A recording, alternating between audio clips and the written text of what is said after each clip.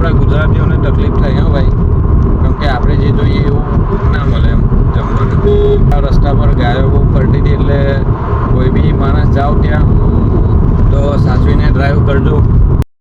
તો ગાઈસ, કેમ છો? મજામાં છો? તો આજના તમારા બ્લોગમાં સ્વાગત છે. બરાબર, આજના બ્લોગમાં તમારું સ્વાગત છે ને આજનો બ્લોગ કંઈ અલગ જ રહેવાનો છે. બરાબર, તો આપણે ગાડી લઈને સવારમાં નીકળી ગયા છે. પ્રાંશી અને એની મમ્મીને લેવા ગયા હતા. બરાબર, લેવા નહીં ગયા, રાજસ્થાન ફરવા ગયા હતા. ખાટુ શ્યામ બાબાના ત્યાં, પછી સાવરિયા શેઠ મહારાજના ત્યાં દર્શન કર્યા સરસ મજાના. ને હવે પ્રાંશુના બા અને દાદા અને એમના મામાને એમને ઘરે રાતે છોડી દીધા છે. અને રાતે આપણે ત્યાં નાઈટ રોકાઈ ગયા હતા.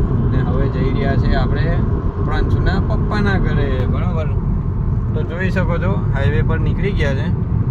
બરાબર, ઓન ધ વે છે. બરાબર, તો તમે વિડીયોમાં બન્યા રહેજો.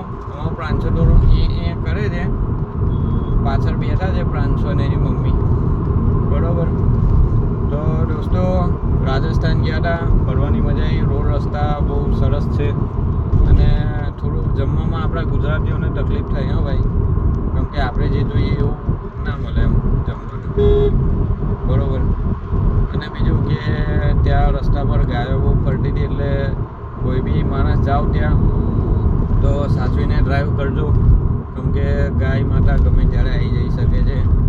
બરાબર, રસ્તા એક નંબર છે, પણ આ તકલીફ છે ખાલી કે ગાય માતા રસ્તા પર ચડે છે અને ગમે ત્યારે આવી જાય. બરાબર, બાકી મારી વાઈફ અને મારી ઢીંગલી પાછળ બેઠા છે, જોઈ શકો છો. દેખાય છે તમને?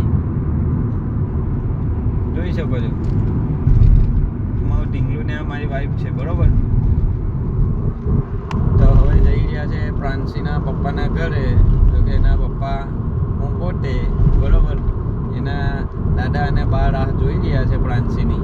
બરાબર, કે મારી છોકરી કાલે આવશે, મારી છોકરી કાલે આવશે.